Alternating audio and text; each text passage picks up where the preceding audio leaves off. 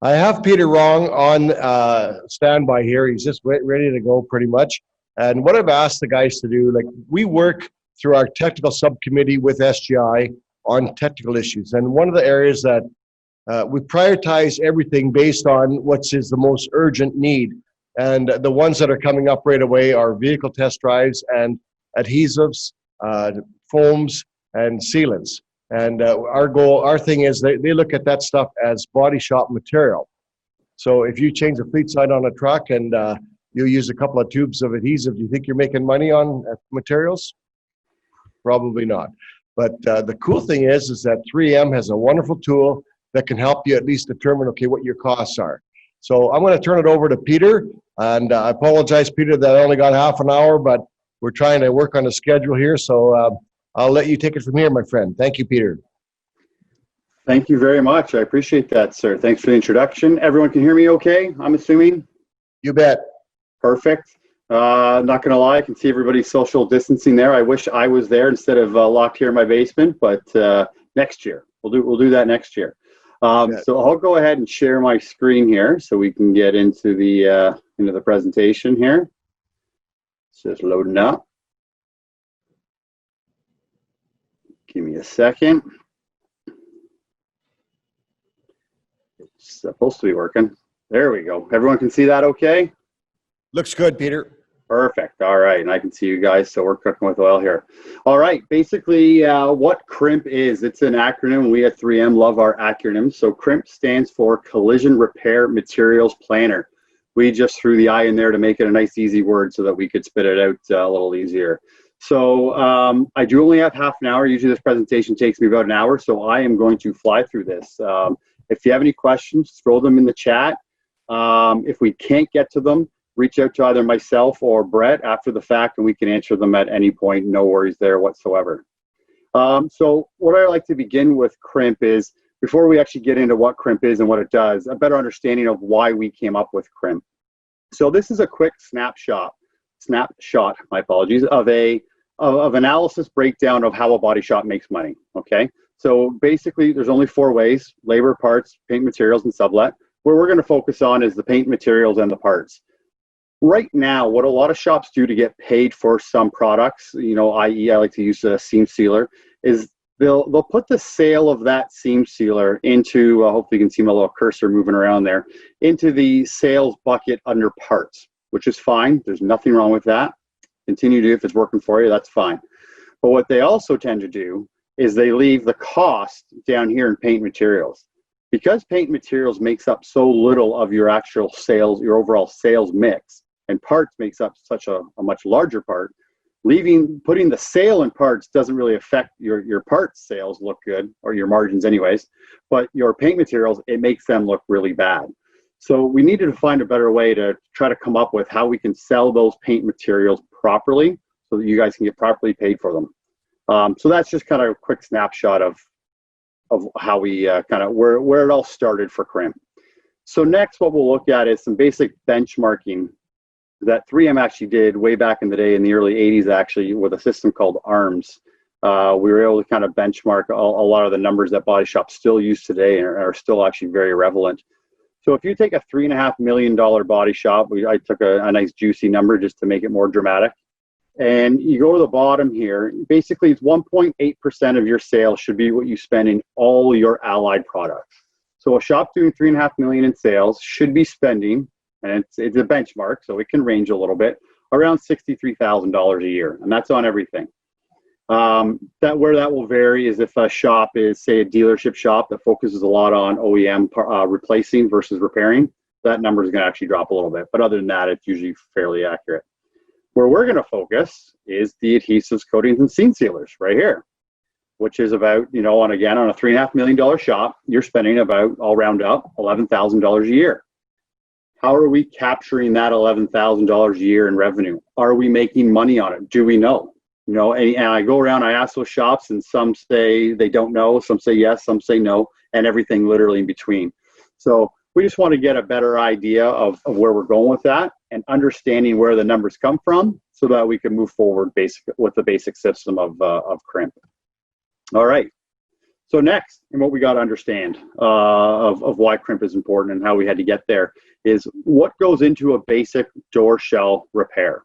Normally, if I had more time, I was in the setting, I would ask everybody to spit out some answers.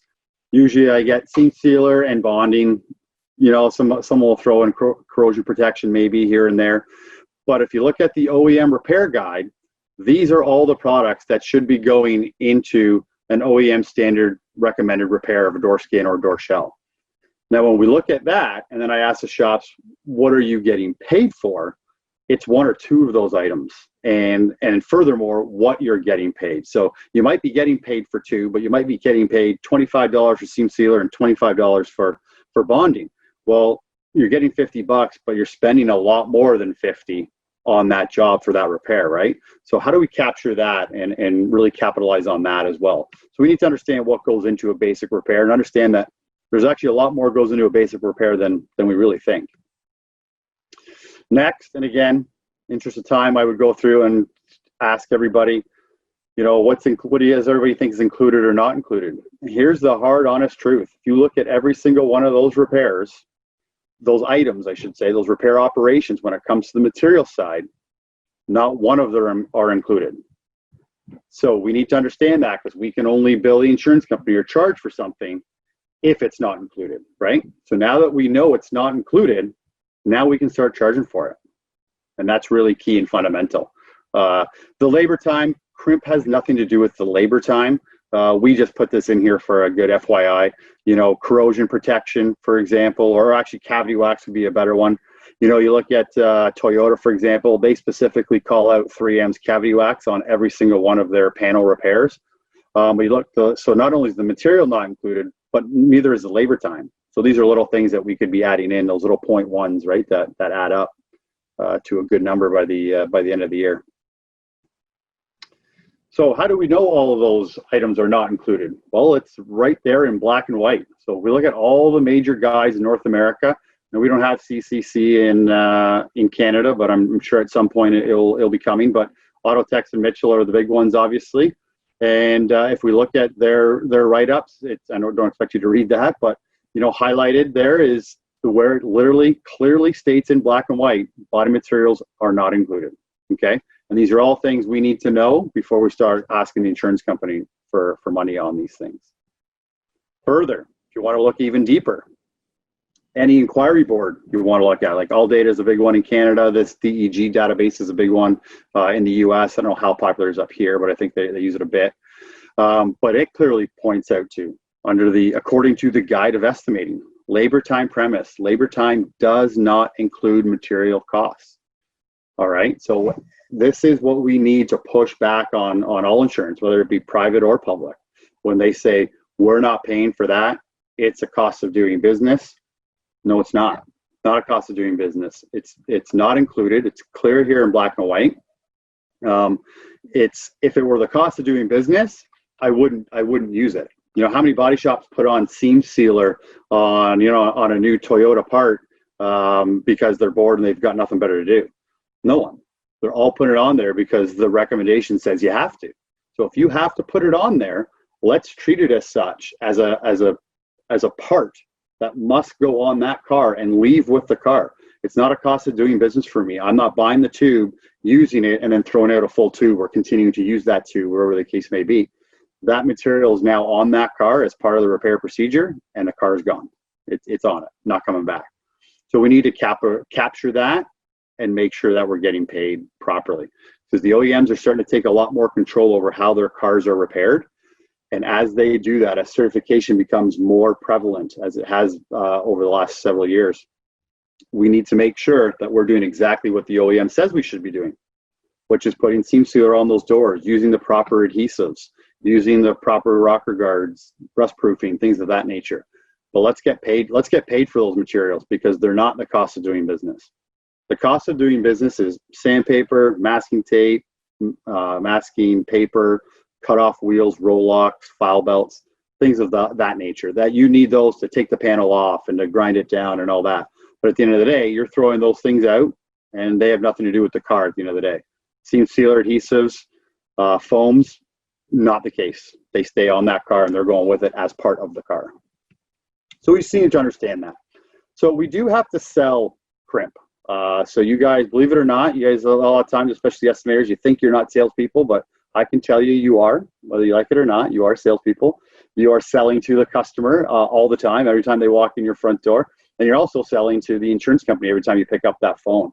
So we need to understand these 4 basic points of the system CRiMP and what we need to sell them and how we're going to sell them to the insurance company. So we need to understand, are they required? If they are, yes. And 9 times out of 10, as I just covered, they are required. Are the body materials not included? As we pointed out in the previous slides, they are always not included. Okay, they're never included when it comes to paint materials. This is a big one here too. The amount of materials needed. Part of the reason we don't get paid for materials now is, many, many years ago, what some shops would do is they would put way too much, they would say they were using way too much materials to try to get that number where they needed to do to turn a profit on that particular job. The insurance companies obviously got wind of that, and they basically just shut it down. They just stopped paying materials altogether. So what CRiMP does is help capture that exact amount of material. So no longer are we going to be billing the insurance company for a full tube on a compact door shell. You're only going to be using half a tube on that door shell. We're only going to bill them for half a tube, and we'll get in a little bit later to show how that's done. But that's fundamentally important. That's why insurance companies are on board with this, because now they get a better understanding of actually what goes into a car, and they can appreciate, 1, your cost of that material, and 2, how much you're actually using or how little you're actually using. They appreciate the fact that I normally get charged a full tube from everybody else. From you, I only get charged half a tube. That's great. And you might see that as a negative, but if they're paying you for half a tube for every single product you're using on every single repair, you're way ahead of the game, okay? And the other caveat to this is number 4, how much are those materials worth? We need to have a set price in place so that they have an understanding of what those are. And so the price in the system is MSRP or list price, depending on how you want to phrase it, but it's significantly higher than what you actually would pay for the actual material. So the point of all of this being is you're actually going to start making money on your materials as well, which isn't that a novel idea? Not only we're not losing money on them, we're actually going to start making money on them. And that's really key. Moving on. All right. So what is CRiMP? It's meant to assist the shop owners in repair materials as it pertains to car repairs, especially as the OEMs really crunch down on following recommended procedures and so on and so forth. It's web-based, so you can access it from any computer or the shop, home. If you have many locations, you can have one hub location set up with many satellite locations, however many you have. And one person, for example, could do the invoices for all the locations, if that was prevalent for you. Yeah, and that's basically it. That's what the home page looks like. So now we'll kind of get into a little bit more of actual CRiMP. So this isn't CRiMP, but this has to do with it. This is a checklist that we give to the shops. This is just a PDF, but what this does is it helps open up that communication between the front office and the back shop. So what you need to do with CRiMP, and I'll show you in a bit later, but is to build some templates. So it's a little quicker, it's a little easier for you to process and produce that invoice that you're going to need for the insurance company. So what you do to build those templates is you give this sheet, this PDF, to your technician, and as they're doing the repair, they basically just check off what they're using and how much of it that they use. Now, they're not doing this for every single repair. This is not part of a new standard operating procedure within the shop. This is just the initial steps to build your templates. So you're only doing this, a few times, maybe 20 times kind of thing, as you build those basic templates. So what that does is really, like I said, that communication between the front office and back shop. A lot of times the front office has no idea that they actually use 3 tubes of panel bond on that particular repair. They build for 1 thinking, all right, we're ahead because I know it needs panel bond. I'm billing for 1, but really it was 3 that the technician used. They didn't know they used a dampening material in that intrusion beam across the door. They didn't know they used pillar foam for that particular job, and so on and so forth. So you're not capturing all this stuff, therefore you're not billing for it. So this helps the front office understand what actually went into that repair so they could properly capture it, put it on the estimate, and bill for it. So now this is actually what CRiMP looks like. So instead of doing a live demo, we just basically are going through a presentation here. It's just in this format. It's much easier to do it this way. So this is your front page, your RO wizard. That's kind of where you live. So you would click Repair Order Wizard. It would take you to the next window in which you're going to go through the repair order information. Enter the repair order, your location. Again, if you just have one, that would just be always failed. If not, you could select where other location you can. And then all the other pertinent information revolved around that particular car. Not everything is red starred here when you're filling it out, but I always preach content is king. You want to be able to marry this invoice with your repair as best as possible. So the more information you put in here, the better. Next, we're just going to select our repair application, what it is we're actually doing with the car. So that's a drop down there that also has hundreds of options, rear panel, door skin, whatever, box side, wherever the case may be, and you pick it from there. You'll see on the right there, the load from templates. Once you build your templates out, instead of going through the top, I know it's kind of hard to see my cursor, but across the top here, each category and selecting all your products, which takes about 5 to 7 minutes or so. Once you do one repair, you can still say it's a common repair that you would do in your shop, like a door shell or a box side, one of those rear end, for example. You would save that template as a box side repair.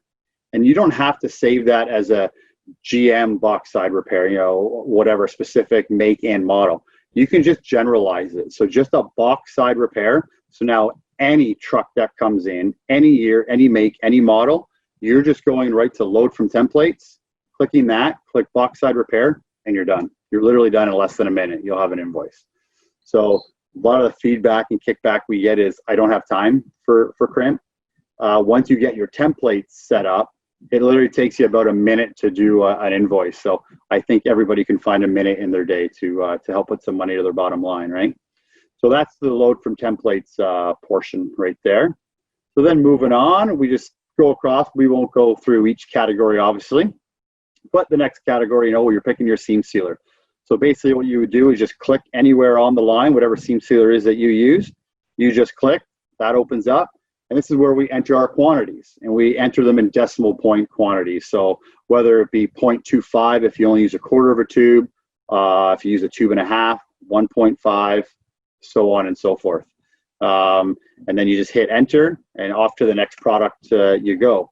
Now, when it comes to determining how much product we actually use, for example, and I mentioned a tube and a half, or on a box side, I think it's roughly a tube, things like that. We have a seam sealer rope. So patent pending on our seam sealer rope.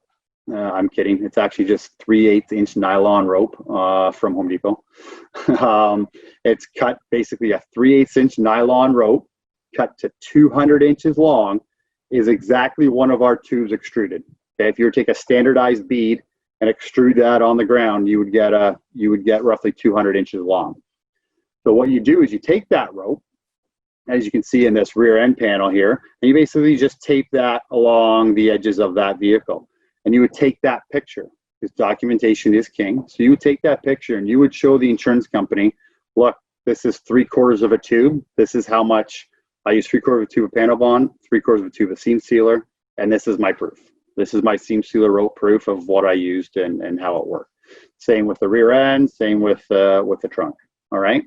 So it's pretty rudimentary, pretty basic, but that's all it takes. The insurance company just needs to see proof of exactly how much it is you use. They need to get an understanding of that.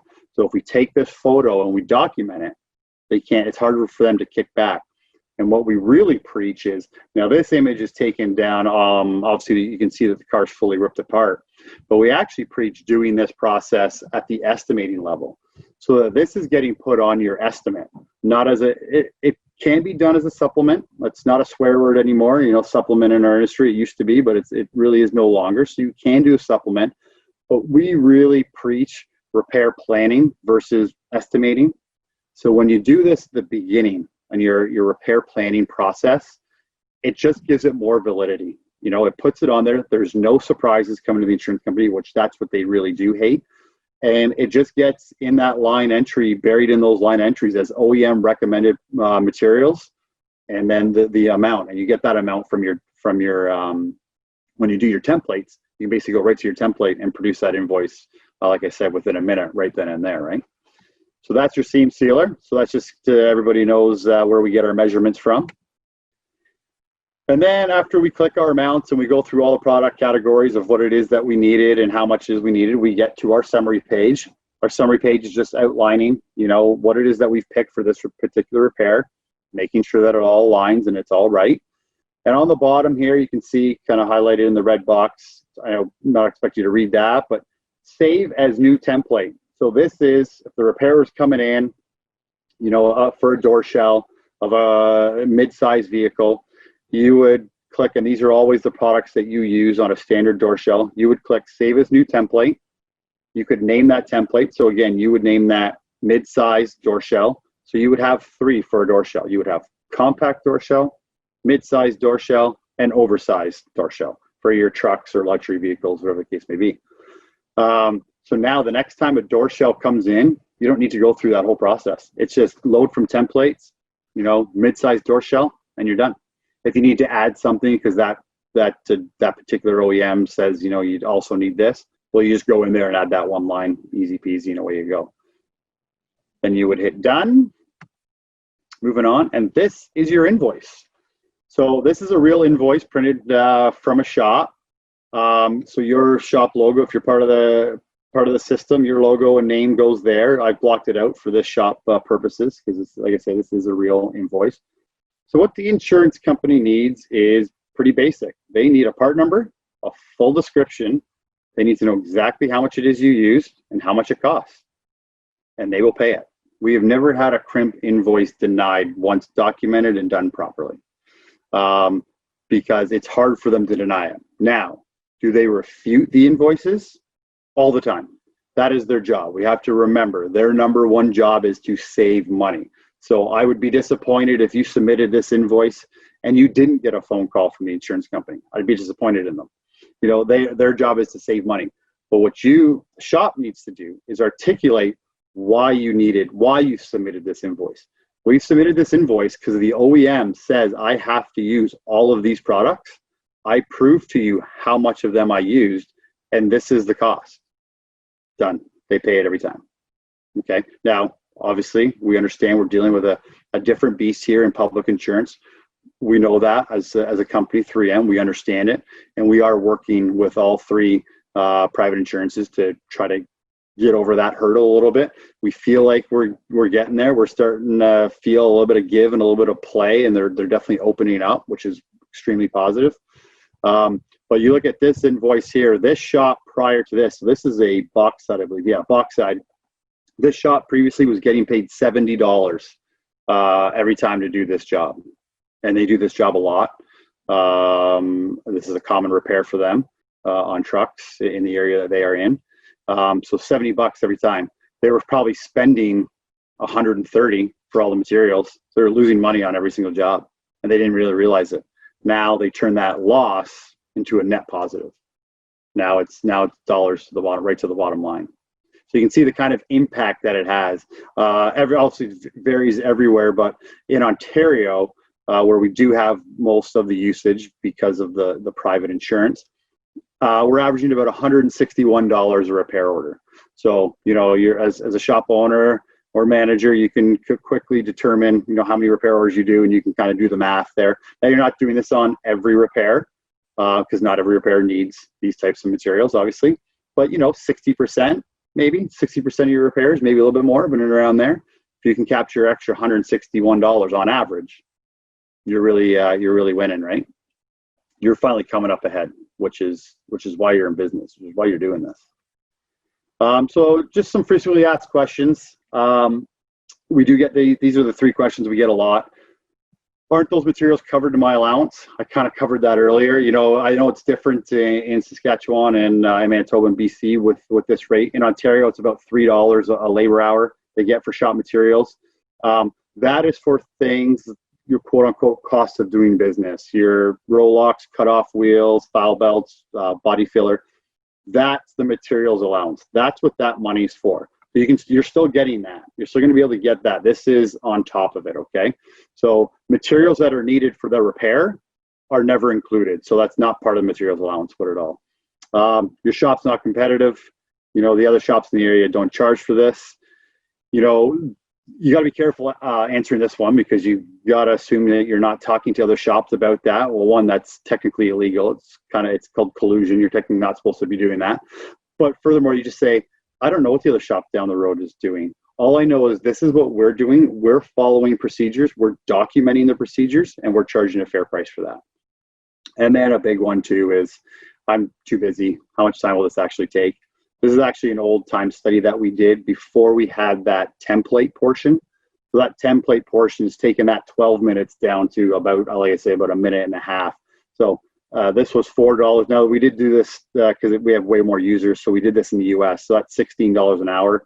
It doesn't really apply in Canada, but the ratio is the same. So it's okay. But yeah, $4 an RO it was under the old time. Now it's under $1.